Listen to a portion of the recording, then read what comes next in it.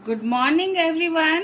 Class 5 first terminal के syllabus के अनुसार हम लोग लेसन 3 से रिवीजन करना शुरू करते हैं। और लेसन 3 में है शब्द और वाक्य। हम लोगों ने शब्द और वाक्य में पढ़ा था कि शब्द का निर्माण कैसे होता है या फिर शब्द किसे कहते हैं। और शब्द वर्णों के मेल से बनता है जिसका एक निश्चित अर्थ होता है। और शब्दों का वर्गीकरण मुख्य 3 आधार पर किया गया है। पहला है उत्पत्ति के आधार पर, दूसरा है रचना या बनावट के आधार पर और तीसरा है प्रयोग के आधार पर। वाक्य में हम लोगों ने देखा था कि वाक्य शब्दों के सार्थक समूह को कहते हैं जिससे हम अपने विचार या भाव को प्रकट कर सकते हैं, जिससे लोग हमारी बात को अच्छी तरह से समझ सकते हैं। और वाक्य को 2 भागों में बांटा गया है। पहला क्या है? उद्देश्य और दूसरा क्या है? विधेय। उसी प्रकार से वाक्य 3 प्रकार के होते हैं: साधारण वाक्य, संयुक्त वाक्य और मिश्र वाक्य या फिर मिश्रित वाक्य। तो हम लोग आज रिवीजन के तौर पर जो पाठ के अंत में जो अभ्यास के प्रश्न हैं उनको हम करेंगे। तो आप पेज नंबर 19 निकालेंगे और जिसमें अभ्यास के प्रश्न दिए हुए हैं। और मैंने जब आपको इस पाठ को पढ़ाया था तो इनको आपको कॉपी में करने के लिए कहा था। शायद आप लोगों ने कॉपी में बनाया होगा, लेकिन हम फिर से इन प्रश्नों का रिवीजन कर रहे हैं। पहला प्रश्न है, प्रश्नों के उत्तर लिखिए। क, शब्दों से आप क्या समझते हैं? शब्दों का वर्गीकरण कीजिए। ख, रूढ़ शब्द, यौगिक शब्द व योग रूढ़ शब्दों से आप क्या समझते हैं? ग, विकारी तथा अविकारी शब्द किसे कहते हैं? घ, वाक्य की परिभाषा दीजिए तथा वाक्य के कितने प्रकार होते हैं लिखिए। आज हम लोग इन 4 प्रश्नों का रिवीजन करेंगे। तो जैसा कि पहला प्रश्न था, शब्द से आप क्या समझते हैं? शब्दों का वर्गीकरण कीजिए। वर्णों के सार्थक समूह को शब्द कहते हैं। शब्द का एक निश्चित अर्थ होता है। शब्दों का वर्गीकरण मुख्य रूप से 3 आधार पर किया जाता है। पहला, उत्पत्ति के आधार पर। उत्पत्ति के आधार पर शब्द 4 प्रकार के होते हैं। क, तत्सम शब्द, ख, तद्भव शब्द, ग, देशज शब्द और घ, विदेशज शब्द। दूसरा है रचना या बनावट के आधार पर। रचना के आधार पर शब्द 3 प्रकार के होते हैं। क है रूढ़ शब्द, ख यौगिक शब्द, ग योग रूढ़ शब्द। तीसरा है प्रयोग के आधार पर। प्रयोग के आधार पर शब्द 2 प्रकार के होते हैं। क विकारी शब्द, ख अविकारी शब्द। यानी कि पहला प्रश्न का उत्तर यहाँ से यहाँ तक है। ख प्रश्न, रूढ़ शब्द, यौगिक शब्द व योग रूढ़ शब्द से आप क्या समझते हैं?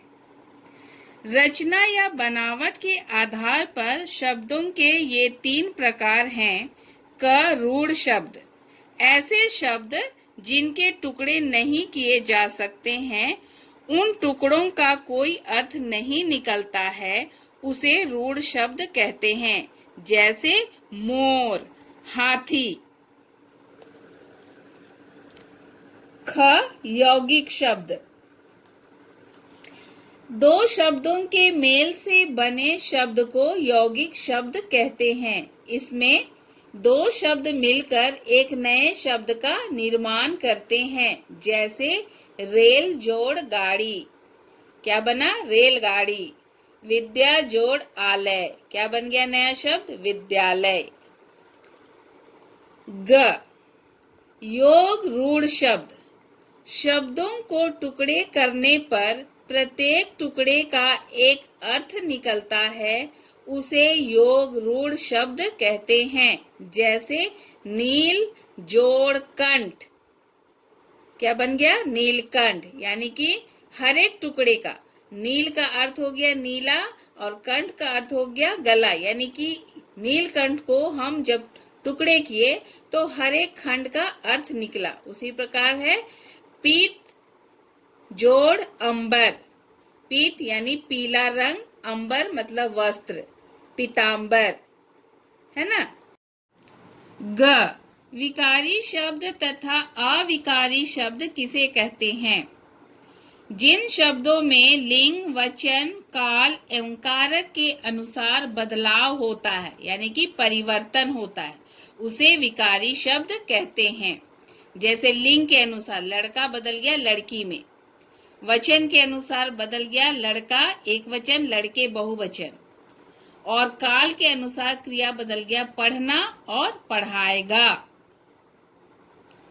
अविकारी शब्द वे शब्द हैं जिनमें लिंग, वचन, काल एवं कारक के अनुसार कोई बदलाव नहीं होता है, इसे अव्यय भी कहते हैं। जैसे तेज, बहुत, इधर, उधर। यानी कि विकारी शब्द में क्या होता है? बदलाव होता है, और अविकारी शब्द में बदलाव नहीं होता है। यानी इन शब्दों में कोई, ये शब्द तेज, बहुत, इधर, उधर, ये शब्द लड़के के लिए भी प्रयोग में होगा, लड़की के लिए भी प्रयोग में होगा, है ना। इसमें कोई बदलाव नहीं होता, और ऐसे शब्द अविकारी शब्द कहलाते हैं। घ, वाक्य की परिभाषा दीजिए तथा वाक्य के कितने प्रकार होते हैं लिखिए। सार्थक शब्दों के क्रमबद्ध समूह को वाक्य कहते हैं, जिससे हम अपने विचार को प्रकट कर सकते हैं। वाक्य तीन प्रकार के होते हैं। क, साधारण वाक्य। साधारण वाक्य में एक कर्ता यानी काम करने वाला एक ही क्रिया करता है। राम खेल रहा है उदाहरण है, यानी कि कर्ता भी एक है और क्रिया भी एक ही हो रहा है। ख, संयुक्त वाक्य। दो साधारण वाक्यों को किसी भी योजक शब्दों के द्वारा जोड़ा जाता है, उसे संयुक्त वाक्य कहते हैं। जैसे वह सुबह गया, एक वाक्य हुआ। दूसरा वाक्य हुआ शाम को लौट आया, और इसको मैंने किससे जोड़ा है? योजक शब्द और से। यानी कि क्या बन गया? वह सुबह गया और शाम को लौट आया। यानी योजक शब्दों के द्वारा दो वाक्यों को जोड़ा जाता है, उसे संयुक्त वाक्य कहते हैं। ग, मिश्र वाक्य या फिर मिश्रित वाक्य। तो मिश्र वाक्य में एक मुख्य संरचना के भीतर एक से अधिक उपवाक्य होते हैं, जो प्रधान उपवाक्य तथा बाकी उसके आश्रित उपवाक्य होते हैं, उसे मिश्र वाक्य कहते हैं। जैसे ये वही सज्जन हैं जो हमें शिमला में मिले थे। यानी कि ये क्या हो गया? प्रधान वाक्य हो गया, और ये क्या हो गया? आश्रित उपवाक्य हो गया। यानी हम उस सज्जन के विषय में बात कर रहे हैं जो हमें शिमला में मिले थे, यानी कि दोनों में उसी के विषय में बात हो रही है। तो सभी प्रश्नों के उत्तर लिख लिख कर याद करेंगे अच्छी तरह से, और घर में रहेंगे और सुरक्षित रहेंगे।